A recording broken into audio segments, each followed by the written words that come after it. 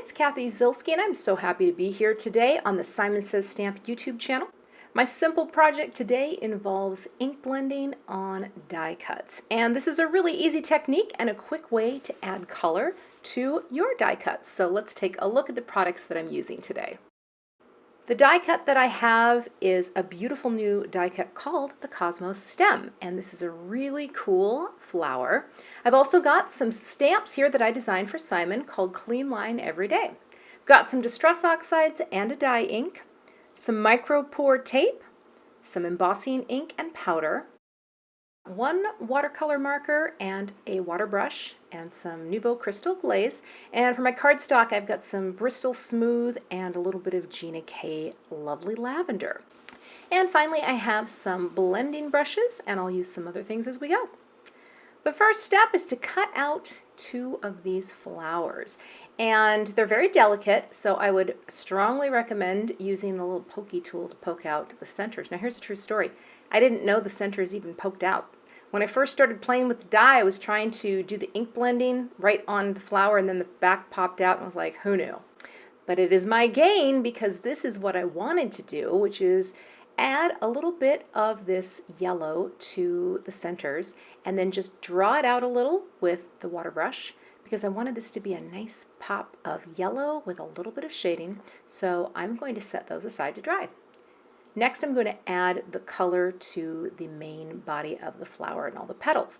And I'm just using a couple colors today. The main color is the milled lavender. And I'm masking off the stem just so I don't get any of the lavender on the stem. And then I will cover these petals with the lavender. You do kind of want to be a little gentle with these die cuts because the stem is very delicate and you can bend it pretty quickly. So I'm holding down the petal with my finger, and then I'm going to flip it around, put a little bit of tape on so I don't leave fingerprints on the flower, because the oxides do tend to show your fingers. And I'll keep blending it on. The goal is just to have the whole floral area covered, even the edges, with the lavender color.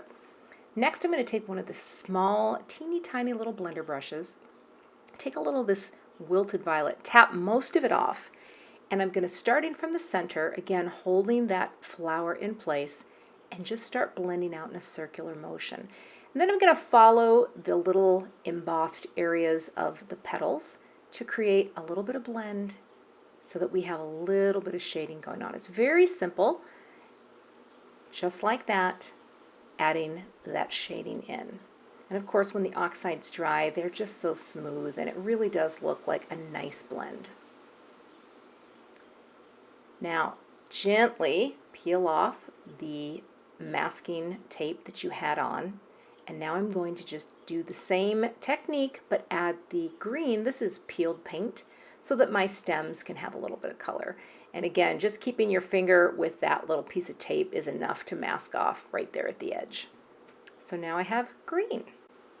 Next, I'm going to take a little bit of micro pour tape to add those centers back in. And this is actually my favorite tape to use for putting die cut pieces back together, because it's very thin and it's not going to be bulky and get in the way of anything, but it is strong enough to go and place those centers back in, press down, and just like that. Look how crisp that looks.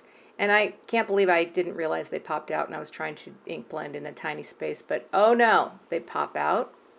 Now, a lot of people will do this at the end of a card project, not me, and I'll tell you why. Every time I go to add any kind of glaze, I mess up, and I mess up badly. So I thought, why not just do it first? Yes, you're going to have to wait for it to dry, but I did it right the first time. Well, it wasn't quite perfect. You can always take like your pokey tool and just sort of draw it out a little and quickly wipe it off. I don't know. I like to hedge my bets on the success side, so there you go.